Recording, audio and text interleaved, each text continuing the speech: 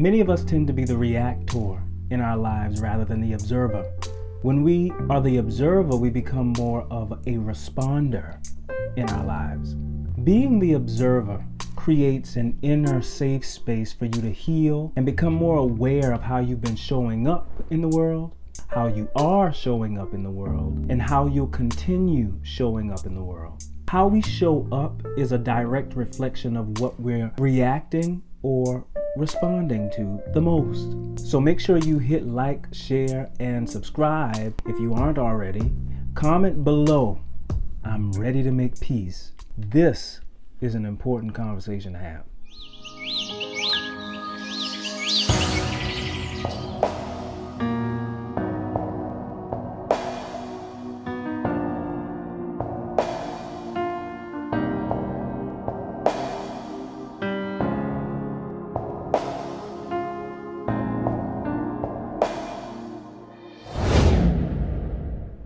As a reactor, you're easily triggered. Almost everything annoys you, angers you, frustrates you, confuses you, disappoints you, and you're almost always jumping to the worst case scenario. Ready to snap when you get snapped on, ready to fight when you get swung on, ready to pop off if you get pulled up on. It's either really high or really low. Your chill knows no middle ground. Being a reactor is no real fault of your own though. It's a result of being in constant survival mode. Emotional, psychological, and sometimes physical stress you've dealt with as a child, a teenager, or even an adult can contribute to this. Our entire human experience is a byproduct of survival mode. We can't fully embrace thriving if we aren't aware of the fact that we're in survival mode. Our human DNA carries a survival mode gene, or as many call it, the fight or flight response. So what is the survival mode gene? It's located in an area of the brain called the amygdala. The amygdala processes our emotions. As a reactor, the amygdala sends a distress signal to the rest of your brain that then sends the signal to your nervous system, causing an adrenaline rush, giving you the energy to either fight or flee from any possible conflict or danger. If you are constantly and more actively reacting to every single thing that happens to you, then these changes will be happening without any conscious awareness of it. Basically, you're on autopilot. It becomes a seemingly natural part of your life. This eventually has an effect on your entire body that contributes to health concerns associated with chronic stress, panic, anxiety, depression, and many other concerns we'll be talking about in more detail on this channel later. But for the sake of this video, just know this is a result of you being an active reactor. You see, the mind is also a feedback mechanism. The more you feed it things to react to, the more your mind's eye will bring more things back for you to react to. This is why awareness is so important. Awareness is the most powerful, miraculous state we could ever be in. It's when we remember that we are alive. We are here and now. We can see things from the overview. Rather than being caught up and reacting to all of the details unconsciously, we zoom out and we see ourselves from the bigger picture. We become the observer and practice responding more. We see what must be done and we see how it fits into our lives. As a responder, you are less triggered. Being a responder really takes conscious practice though, because reacting is such a habit in having you thinking too far ahead into the future or stuck too far back in the past. Awareness is usually the catalyst for nudging us out of reacting so much into responding more. Most of the time, when we get awareness, instead of cultivating it more into fully responding and healing the stress that comes from so much reactivity, we push it down and avoid it. And then we start talking about how much everything is a problem. This is a problem. That's a problem. Here's the problem. This is what I have a problem with. This is what you have a problem with. Problems, problems, problems, problems. There are hundreds of thousands of videos, movies, TV shows, news reports, books, dissertations on problems and how they're the root of more problems. There seems to be a problem with everything on the planet. And so what does the mind do when it's saturated with these problems? The feedback mechanism kicks in and feeds back to you more problems that remind you of the problems you're currently focused on.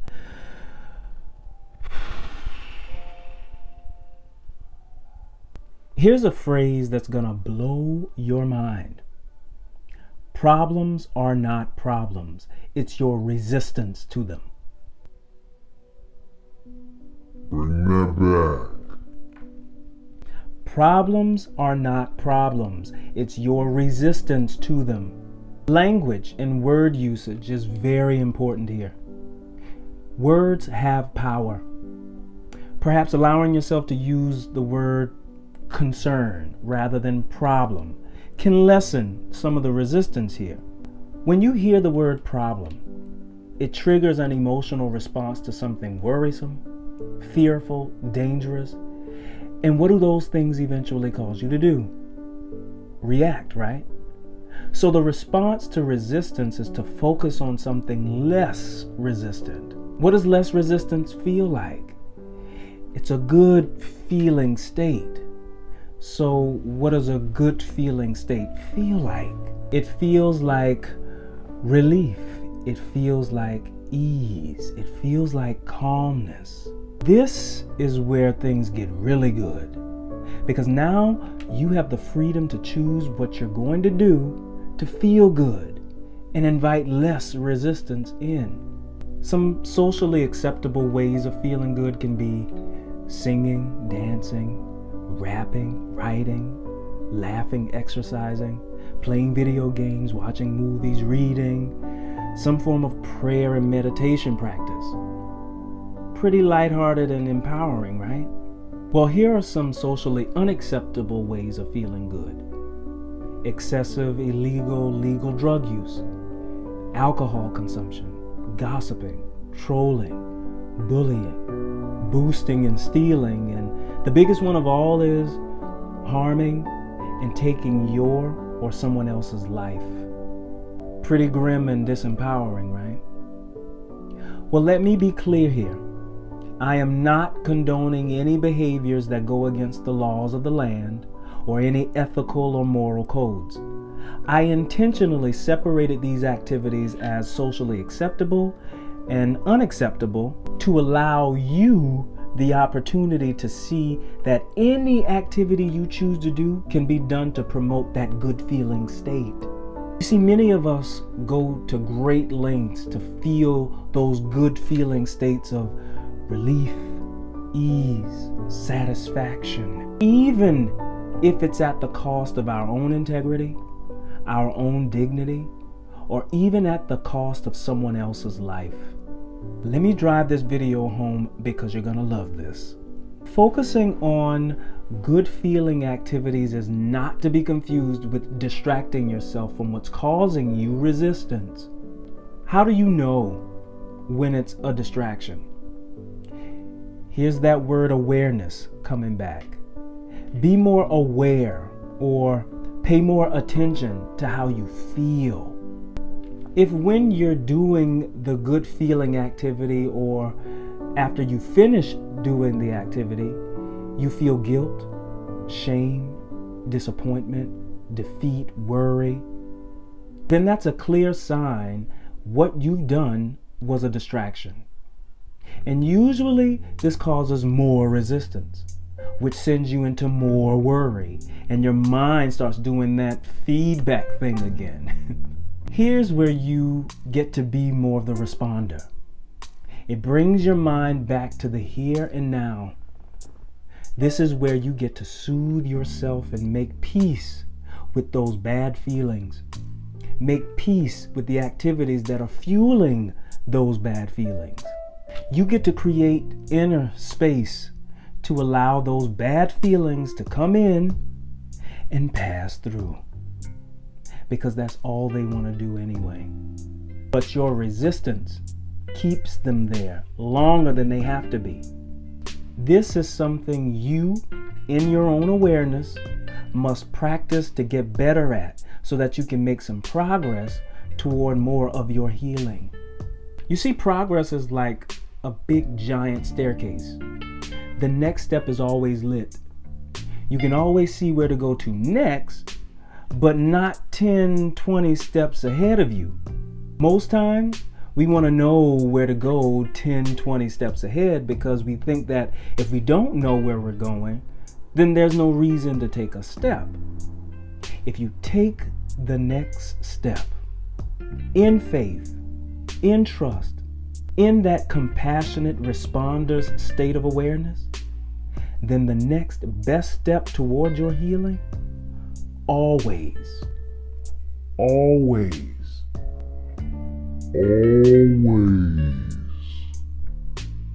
lights up. Does this make sense?